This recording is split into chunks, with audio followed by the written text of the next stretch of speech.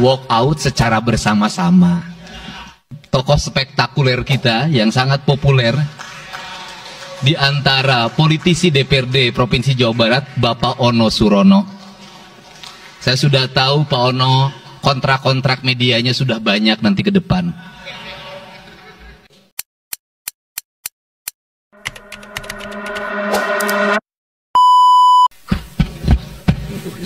Assalamualaikum warahmatullahi wabarakatuh. Sampurasun. Rampes. Yang saya hormati Ketua DPRD Provinsi Jawa Barat yang mulia Bapak Buki Wibawa, para wakil ketua Bapak Iwan Suryawan, ini tokoh politisi yang begitu kalem saat ada interupsi. Bapak MK Suara, ini politisi yang tampan selamanya tapi tidak pernah nakal. Dan tokoh spektakuler kita yang sangat populer di antara politisi DPRD Provinsi Jawa Barat, Bapak Ono Surono. Saya sudah tahu Pak Ono kontrak-kontrak medianya sudah banyak nanti ke depan. Kemudian juga Bapak ini sebentar lagi akan berangkat haji, Bapak Kiai Haji Acep Jamaluddin. Terima kasih. Seluruh anggota DPRD Provinsi Jawa Barat, para ketua fraksi, para ketua komisi, dan saya mengucapkan terima kasih atas berbagai otokritik yang dilakukan, baik secara langsung maupun lewat media, baik media massa maupun media elektronik. Dan itu menunjukkan bahwa di Provinsi Jawa Barat ada terjadi dinamika politik yang luar biasa. Semua orang memiliki concern pada hal yang menjadi tujuan kita, mewujudkan Jawa Barat istimewa dengan berbagai cara. Tugas DPR adalah bicara, itulah tugas DPR. Jadi kalau tidak bicara, mungkin DPRD dianggap tidak ada. Saya ucapkan terima kasih atas otokritiknya. Sekretaris Daerah Provinsi Jawa Barat, kemudian yang mewakili Pangdam 3 Siliwangi, yang mewakili Kapolda Jabar, yang mewakili Kejaksaan Tinggi Jawa Barat, dan untuk khusus untuk Kejaksaan Tinggi Jawa Barat, saya sampaikan ucapan terima kasih, rasa hormat yang tinggi kepada Kejaksaan Agung Republik Indonesia atas tindakannya melakukan penahanan dan mentersangkakan Direktur Utama PT Sritek dan salah satu mantan pejabat BJB yang sudah resign atas kasus dugaan penyimpangan kredit, yaitu menyampaikan kredit ke Bank Jabar, mudah-mudahan tidak salah, kalau salah dikoreksi, sekitar 600 miliar rupiah tanpa agunan yang memadai. Dan ini langkah taktis, dan pemerintah Provinsi Jawa Barat melalui RUPS-nya sudah melakukan koreksi dan perubahan secara total sehingga peristiwa ini tidak akan mempengaruhi kinerja BJB. Saya ucapkan terima kasih dan semoga peristiwa ini tidak terjadi lagi di masa yang akan datang. Kemudian yang hormati para staf ahli, para asisten, para kepala perangkat daerah Provinsi Jawa Barat. Yang pertama, forum ini adalah forum kebahagiaan. Ada yang berbahagia hari ini, yaitu seluruh warga Jawa Barat, di mana kita bisa menyelesaikan dua agenda, yaitu agenda pengesahan raperda tentang investasi dan agenda tentang pengesahan hasil dari LKPC. Seluruh rakyat Jawa Barat bergembira karena rencana kita dalam melaksanakan pembangunan akan berjalan dengan cepat. Tetapi barangkali para media sangat kecewa karena hari ini tidak kejutan-kejutan lagi, sehingga viewernya mungkin agak menurun hari ini. Tetapi kita harus berkorban demi kepentingan rakyat Jawa Barat. Kita kesampingkan viewer, kita kesampingkan komen, kita utamakan kepentingan rakyat Jawa Barat. Sebenarnya konsep pidatonya sudah ada, tetapi saya mencoba menyatukannya. Yang pertama adalah bahwa kita bicara tadi tentang berbagai rekomendasi, dan rekomendasi itu juga termasuk di dalamnya disahkannya raperda tentang investasi yang sebentar lagi menjadi perda. Apa sih yang menjadi rekomendasi? Rekomendasi pertama adalah angka kemiskinan yang masih tinggi di Jawa Barat. Tetapi saya usul pada Pak Ketua, ke depan kalau LKPJ sebaiknya para bupati wali kota diundang di seluruh Jawa Barat, karena Jawa Barat itu pertanggungjawabannya bukan di OPD Jawa Barat, tetapi seluruh kinerja pembangunan itu ada di Pemkab dan Pemkot serta ada di pemerintah desa. Jawa Barat tidak memiliki rakyat yang terkelola secara langsung karena seluruh pengelolaannya ada di pemerintah kabupaten kota dan pemerintahan desa. Dan saya mohon nanti dipaparkan kemiskinan yang paling tinggi dalam perspektif BPS, dalam perspektif LKPJ dan analisisnya itu di kabupaten mana, bila perlu sampai di desa mana. Kemudian angka investasi tertinggi di kabupaten mana, angka investasi terendah di kabupaten mana, infrastruktur yang berproblem di kabupaten di mana, sehingga semuanya terpetakan dengan baik, sehingga nanti kita bisa mengorkestrasi antara pembangunan Provinsi Jawa Barat, pembangunan kabupaten kota, dan pembangunan desa secara bersama-sama dan berkeadilan. Kemudian yang kedua, bahwa investasi ini menjadi aspek yang utama dalam kinerja pembangunan Provinsi Jawa Barat hari ini. Kenapa? Karena satu, angka kemiskinan kita masih tinggi. Kemudian angka kemiskinan yang tinggi di Indonesia sebenarnya juga dipengaruhi oleh jumlah penduduk yang tinggi, sehingga persentase kecil menurut Jawa Barat tetapi menurut nasional menjadi besar. Keberhasilan Indonesia sangat tergantung terhadap kinerja pemerintah Provinsi Jawa Barat, pemerintah kabupaten kota, dan pemerintahan desa. Yang kedua adalah pendidikan, yang ketiga adalah infrastruktur, yang keempat kesehatan, yang kelima pengendalian penduduk, yang keenam adalah pengendalian lingkungan, kemudian yang ketujuh adalah belanja pemerintah yang masih besar, belanja tidak langsungnya yaitu belanja untuk kepentingan pegawai, yang kedelapan adalah pengelolaan aset. Seluruh rangkaian yang menjadi rekomendasi ini adalah tugas kami untuk meneruskan rekomendasinya.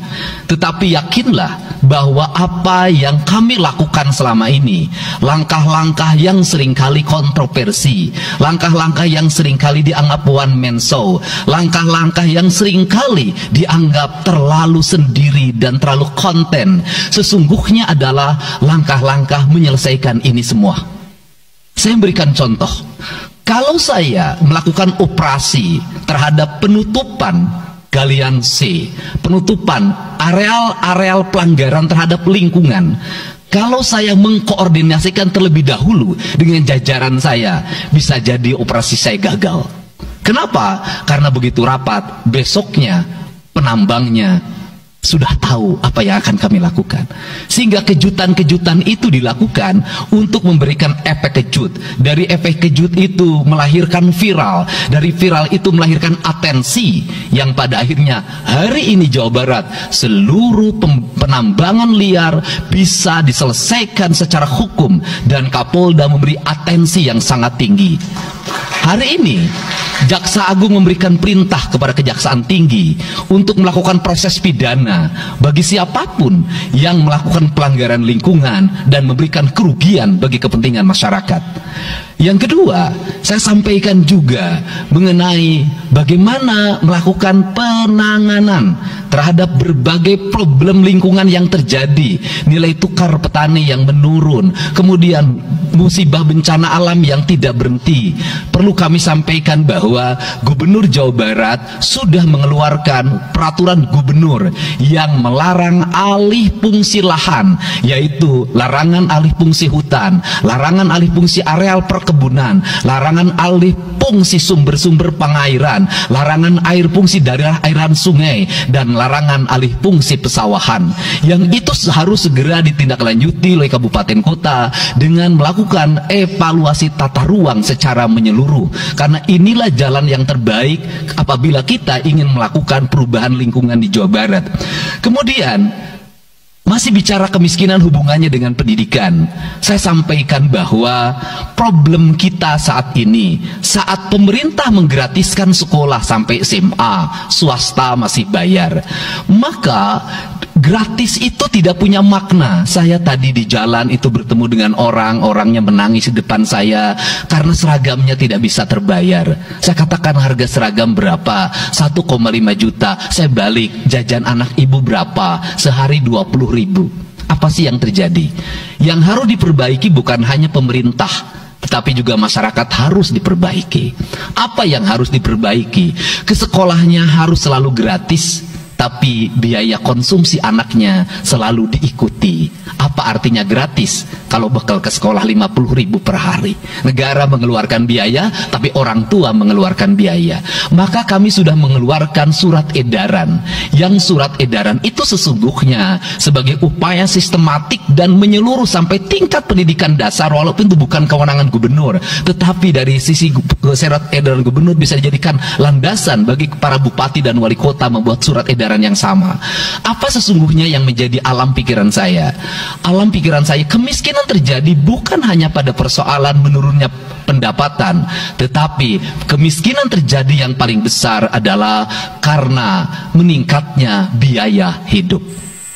Biaya hidup yang tinggi misalnya di sekolah, biaya studi tour, biaya perpisahan, biaya outing kelas, dan berbagai biaya wisudaan.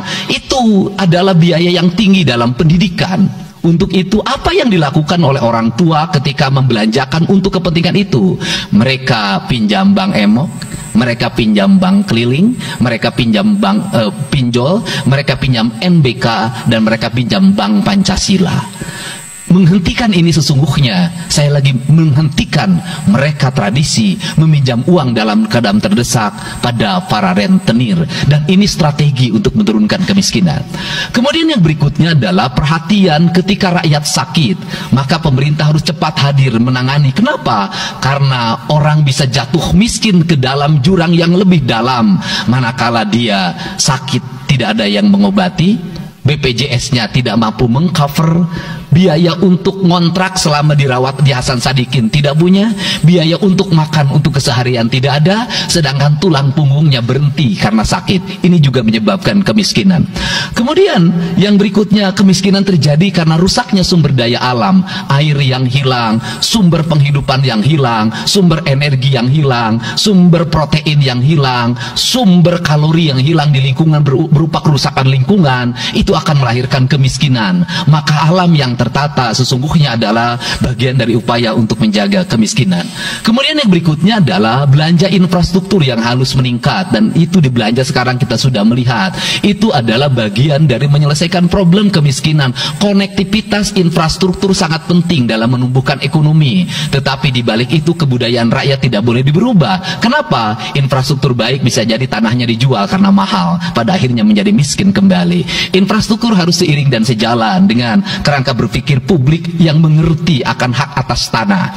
Kemudian yang berikutnya adalah pengendalian penduduk. Booming penduduk di Jawa Barat relatif besar. Untuk itu harus dibuat berbagai upaya untuk menyelesaikan problem kependudukan. Saya berkali-kali bercerita bagaimana di Majalengka saya bertemu dengan sebuah keluarga yang tinggal di kontrakan, yang ayah dan ibunya tidur ketika jam 11 siang, dan anak-anaknya berjualan di alun-alun. Jumlah anaknya 11, dan ketika saya berkunjung ke tempat kontrakannya sudah hamil lagi yang ke-12. Ini problem. Dan itu saya kemudian di Cirebon, saya berkunjung pada sebuah rumah yang listriknya baru dinyalakan lewat program Provinsi Jawa Barat. Rumahnya itu ternyata anaknya sudah 4, padahal dia baru saja menyelesaikan rumah dari pinjaman senilai 25 juta, dan itu pun belum selesai, dan rumahnya 1 kamar. Ketika keluar dari rumah itu, saya bertemu dengan seorang bapak yang meminta kepada saya untuk ber-KB. Anaknya sudah 7, dia tak mau lagi untuk anak yang ke-8. Saya katakan bahwa jumlah anak sangat identik dengan problem kemiskinan. Betul, kemiskinan tidak akan bisa diselesaikan dengan hanya mengatur kelahiran, tetapi setidaknya pengaturan kelahiran adalah bagian dari untuk menekan angka kemiskinan. Dan yang terakhir adalah dari seluruh rangkaian ini adalah belanja pemerintah harus menjadi stimulus sebagai kepentingan masyarakat. Maka jumlah-jumlah proyek harus terus segera digulirkan, digelontorkan menjadi kegiatan publik, sehingga banyak orang yang kuli, banyak orang yang nyapu, banyak toko-toko yang buka, semen terjual, besi terbeli, dan kemudian regulasi ekonomi berjalan, warung-warung bisa menjadi tempat para kuli siang hari makan siang, dan ini adalah bagian dari strategi stimulus ekonomi yang digulirkan oleh pemerintah. Itu memiliki sumbangsi terhadap 12% pertumbuhan. Dan yang terakhir adalah investasi. Investasi itu modalnya ada 3. Yang pertama adalah konektivitas infrastruktur, ketersediaan jaringan air bersih. Kita jujur hari ini saya sampaikan ke DPRD, banyak perusahaan-perusahaan yang masih menggunakan air bawah tanah tapi tidak berizin, bayar pajak tidak, jalan terus, karena kalau dihentikan mereka pabriknya berhenti. Setelah itu apa? Mereka menjadi objek pemerasan beberapa pihak dalam setiap bulan karena dianggap melanggar perda. Tetapi kalau juga mereka dihentikan, maka pabrik itu berhenti. Dilema itu harus segera diselesaikan. Caranya bagaimana? Caranya adalah pemerintah provinsi melalui Bapeda hari ini harus segera merancang daerah-daerah yang menjadi kawasan industri, harus dibangun fasilitas infrastruktur jaringan air bersih dalam bentuk investasi pemerintah, sehingga nanti dikoneksikan dengan PAM-PAM atau PDAM di setiap kabupaten kota secara terkoneksi. Dan ini jalan bagi kita menyelamatkan lingkungan dan mendorong pertumbuhan PDAM di setiap kabupaten kota. Karena apa? Karena angka pembayaran yang dilakukan oleh industri jauh lebih baik dibanding angka rumah tangga dan angka-angka layanan sosial lainnya. Itu yang pertama. Yang kedua adalah tumbuhnya iklim investasi di mana masyarakat merasa nyaman, investor merasa nyaman ketika perizinannya cepat. Saya memberitahukan ya bahwa di Indramayu ada pabrik sepatu yang selama 2 tahun tidak mau buka hanya karena perizinan lingkungan hidupnya belum kelar. Saya ngambil langkah pasang badan, lakukan pembangunan karena itu menyerap 8.000 tenaga kerja. Kemudian di Cirebon juga seperti itu, banyak perizinan yang menggantung bertahun-tahun. Hari ini saya janjikan dalam 1 bulan ini seluruh perizinan di Jawa Barat tuntas dan selesai. Dan saya meminta kepala BPM TSP menjadi VR pemerintah Provinsi Jawa Barat untuk senantiasa tiap hari melihat data dan dokumen di setiap kabupaten kota, mana yang terlambat, mana yang mengalami hambatan. Kemudian yang berikutnya adalah kenyamanan dalam berusaha. Kenyamanan dalam berusaha adalah keterangan para investor dan lingkungan masyarakat terhadap berbagai aksi gangguan dari orang yang mengatasnamakan diri preman. Untuk itu hari ini kita cukup bersyukur di Jawa Barat, peristiwa ini sudah hampir tidak ada. Kapolda kalau dengar ada preman hari ini turun, termasuk ke Garut, dengar ada preman Kapolda turun. Ini semua stakeholder sudah bergerak dengan baik, layanan investasi sudah berjalan dengan baik. Tinggal satu lagi hambatan investasi adalah masyarakat menaikkan harga tanahnya luar biasa. Kasus BYD, kenapa mengalami hambatan sekitar 20 hektar masih belum terbebaskan? Karena rakyatnya hari ini meminta 3 juta rupiah per meter. Padahal di situ dulu 150.000, itu pun jarang yang beli. Ini problem kita. Apa peran gubernur? Saya sampaikan, peran gubernur bukan hanya mendorong bagaimana investasi berjalan melalui mekanisme administratif. Saya sampai turun untuk mijitin orang yang jual agar mau jual. Dan sudah ada beberapa yang berhasil saya rayu, saya dekati dengan harga itu pun tidak terlalu rendah, harganya 1,1 juta. Itu sudah paling murah. Ini yang terjadi di Jawa Barat hari ini. Tidak mudah mengelola sebuah wilayah yang begitu luas, tidak mudah mengelola sebuah daerah yang kabupaten kotanya sudah otonom. Diperlukan pendekatan-pendekatan seorang ayah pada anak-anaknya. Sehingga hari ini saya di Provinsi Jawa Barat, saya tidak memposisikan gubernur. Saya kadang memposisikan menjadi ketua RT, saya kadang memposisikan menjadi ketua RW, saya kadang memposisikan menjadi kepala desa. Kenapa? Karena warga ini perlu disentuh dengan pendekatan emosional yang kebapaan, bukan pendekatan struktural. Untuk itu saya yakin bahwa forum ini adalah forum kebahagiaan bagi kita semua. Kita sudah bisa menyelesaikan 2 agenda besar. Semoga ini menjadi kado terindah bagi masyarakat Jawa Barat. Insya Allah kami akan menjalankan pemerintahan dengan baik. Apa yang kami susun, apa yang kami rancang, dan apa yang kami kerjakan adalah semuanya kami dedikasikan untuk kepentingan masyarakat Jawa Barat. Yang terakhir kami sampaikan juga bahwa kami kemarin sudah melapas 273 anak-anak yang mengikuti pendidikan di Dodi Krindam 3 Siliwangi. Hasilnya bisa dilihat secara terbuka di berbagai tayangan. Air mata tidak akan bisa membohongi kejujuran rakyat dan anak-anak itu. Dan saya sampaikan, hari ini ada 13 orang anak yang tinggal di rumah dinas gubernur. Pada saat yang lain orang tuanya datang menjemputnya, dia menangis. Tak ada satupun orang tuanya yang datang, seorang menjadi anak yang terbuang. Dan akhirnya saya memutuskan mereka untuk sekolah di Bandung dan tinggal bersama Gubernur Jawa Barat. Ini cara kita menyelesaikan. Saya ucapkan terima kasih pada semuanya, semoga kebahagiaan menyertai kita semua. Dan saya yakin setelah kegiatan ini kita akan walk out secara bersama-sama. Wallahu muwaffiq ila aqwamit thoriq. Assalamualaikum warahmatullahi wabarakatuh. Sampurasun. Sekali merdeka tetap walk out secara bersama-sama.